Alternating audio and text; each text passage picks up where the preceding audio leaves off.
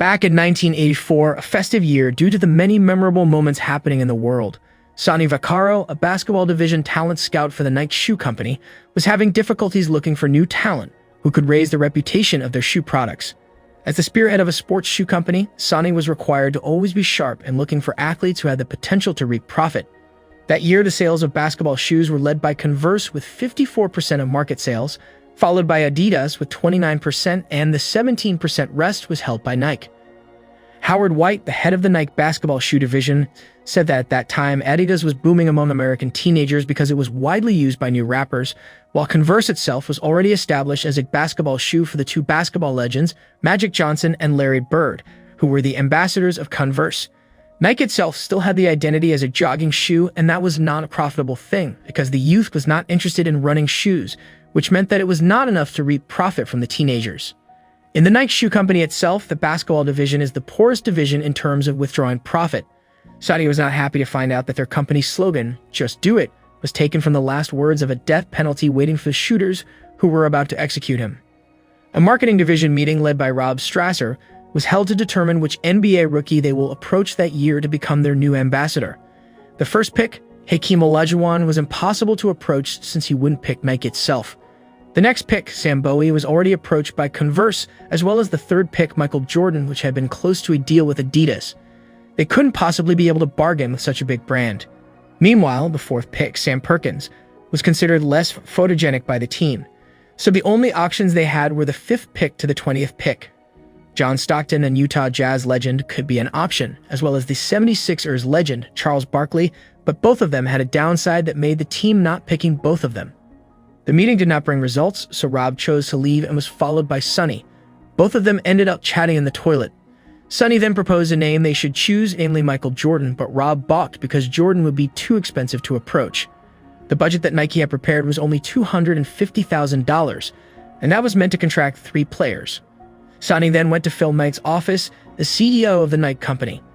He wanted to confirm the budget, but Phil wasn't happy to hear that because last year the company experienced a decrease in revenue, so the board instead suggested disbanding the basketball division since it didn't give much profit to the company.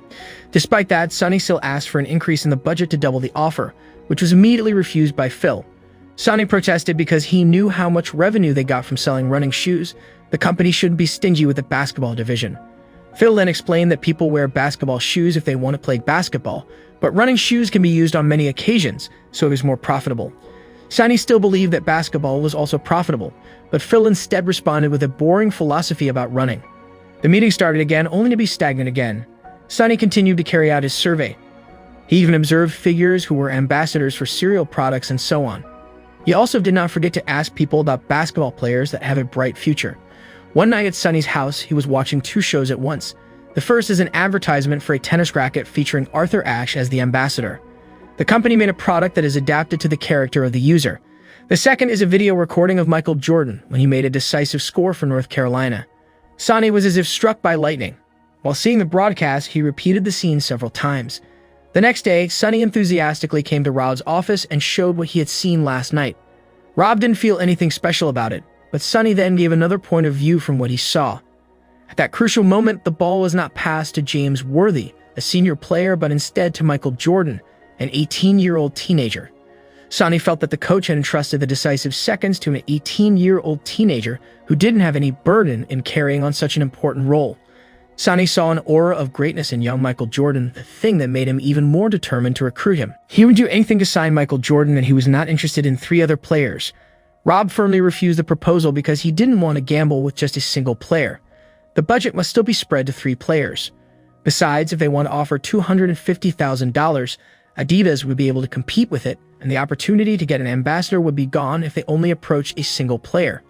Sonny then expressed his idea to Howard White, who was also skeptical that Phil would agree to Sonny's proposal. Sonny himself was not worried about it. What he thought was how to approach Michael Jordan, who had clearly said that he was an Adidas fan, not to mention one thing that would be a challenge before they approach Michael Jordan. Namely, Michael Jordan's agent. Sonny then called David Falk, Michael Jordan's agent, and asked to schedule a meeting with Michael Jordan. David went straight to the point that this would not happen. Michael Jordan himself had told him that he didn't want to meet anyone from Nike. Sonny tried to remind David that Adidas is a brand that was developed by the Nazis, and that he shouldn't contract the killer generation shoegram with Michael Jordan. David was irritated and finally confirmed with Sonny that Michael Jordan would only meet with Converse and Adidas, where they would seal the agreement. When asked about the offer leak, David revealed that the offer that Adidas gave for the time being was around $200,000. Sonny was left in a dilemma because he knew that much money was too big for a rookie, but he told Phil that he was ready to risk his career for the sake of the agreement. Sonny invited Phil to remember his slogan the first time he built the company, dared to gamble and take the risks. While Adidas and Converse were ready with the official offer, Nike still had not prepared it.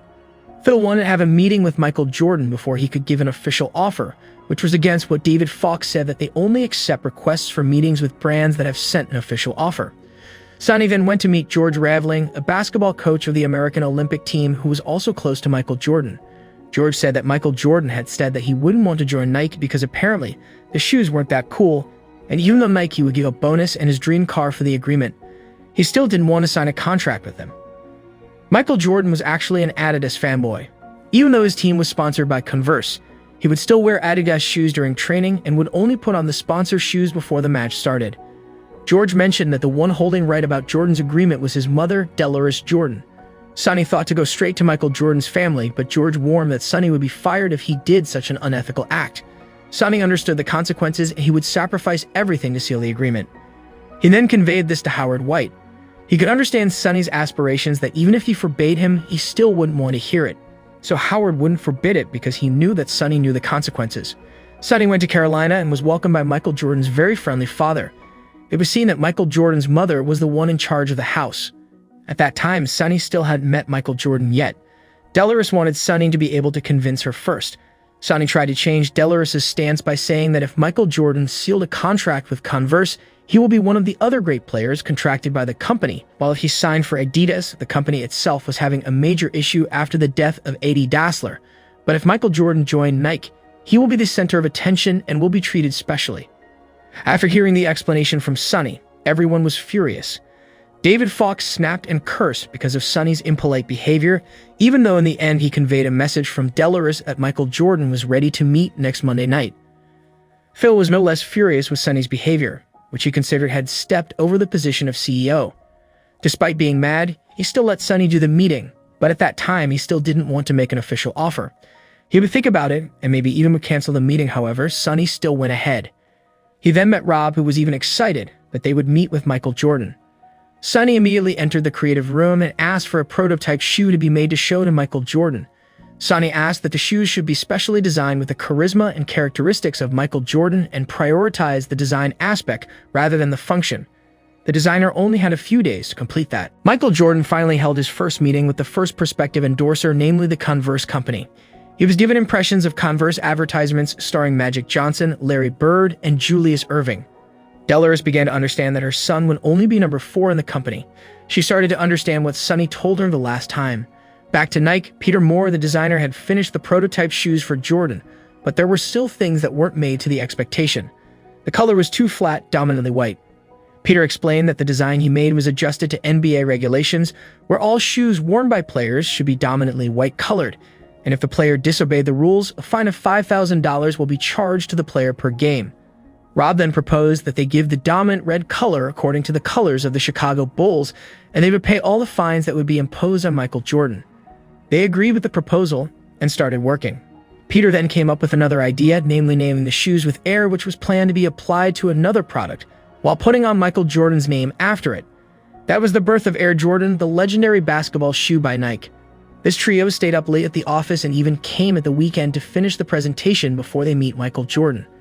Peter himself had finished with the final design, a design that made everyone shocked and awe. On Saturday, Michael Jordan's parents had a meeting with Adidas. They were shown several models of shoes that would be presented to Michael Jordan. Dolores was not satisfied with the results of the design. Moreover, she realized that Adidas didn't seem to have one main person as the decision-maker, just like what Sonny described earlier. At the Nike office that Sunday afternoon, Phil stopped by and saw that his team was trying desperately to meet tomorrow's meeting. Without much ado, Phil immediately asked for the name of the shoe. Sonny mentioned the name Air Jordan, which last night was told by Peter. Phil hesitated with that name for a moment, but he finally approved to have a meeting the next day, so that night the team started to arrange the offer and the meeting strategy. They looked enthusiastic and confident that they would definitely be able to do it. The next day, sure enough, the Nike office, which is located in an area near the mountains of Oregon, welcomed the arrival of the future legend Michael Jordan and his parents. They were present to discuss the contract offer. Delores informed Sonny that Michael Jordan might look uninterested as he was forced to come to be in the meeting room.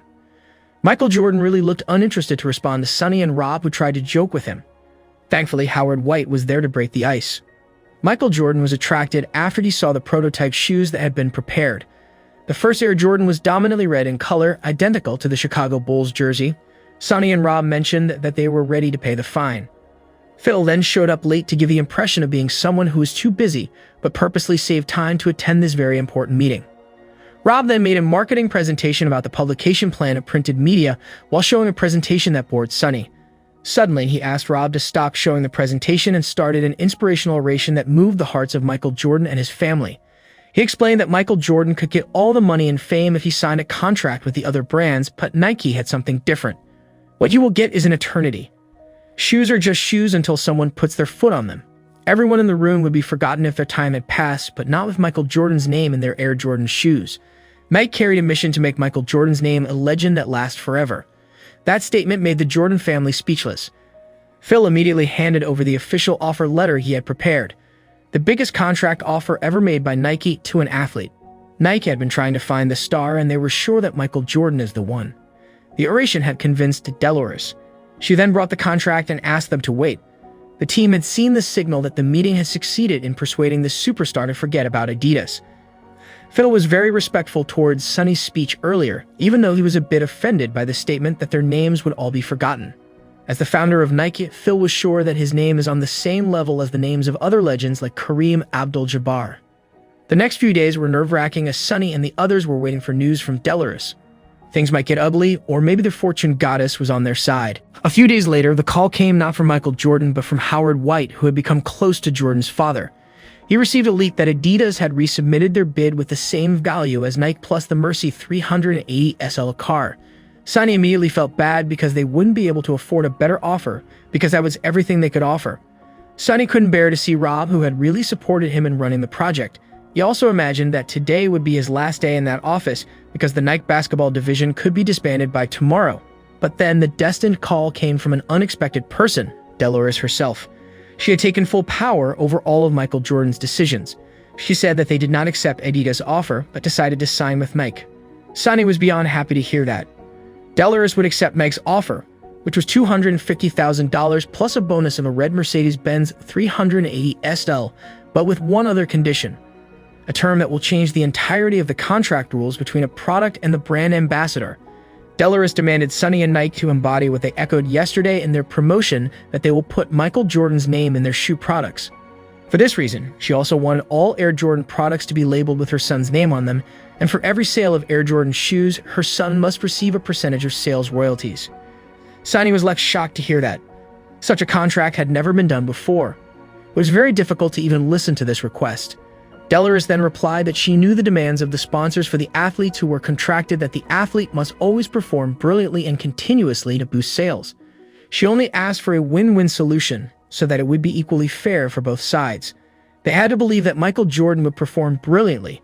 Delores then quoted Sonny's words, saying that shoes will always be a shoe until someone put his foot on them. Even after Sonny readjusted the offer, Delores still insisted on the condition that she submitted. Phil anxiously waited for the news from Michael Jordan. In the end, they had to accept the news that Sonny brought such unpleasant words to hear, but unexpectedly, Phil decided not to care. He told Sonny to immediately contact back and agreed to the contract. He chose to return to using the slogan he used the first time he started the company, to take the risk. Sonny then contacted Delores and said that the company was willing to accept all the requests. Now they had succeeded in hooking their target star. Sonny asked Rob to enter the office room, where he announced that they had succeeded in recruiting a future star for the greatest contract. Hey, everybody. We just signed Michael Jordan!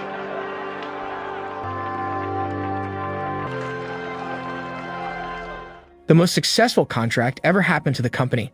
Thanks to the shoe's sales, what Phil had previously dreamed of earning $3 million in a year finally came true, even exceeding the expectation. As much as $162 million were made from the first Air Jordan sales in the first year alone. The extraordinary income from the first Air Jordan changed Nike's image instantly. Air Jordan had brought an average income of $4 billion per year for Nike, and for Michael Jordan himself, a passive income still continued to flow until now. Approximately $400 million becomes his regular salary every year from the sales of Air Jordan shoes. After the first Air Jordan, Pierre Moore then came up with a new logo idea for Air Jordan shoes, a silhouette of Michael Jordan that he took from a photo while he was doing a layup. Michael Jordan's contract with the Nike company had revolutionized the contract model between products and players that continues to be followed until now.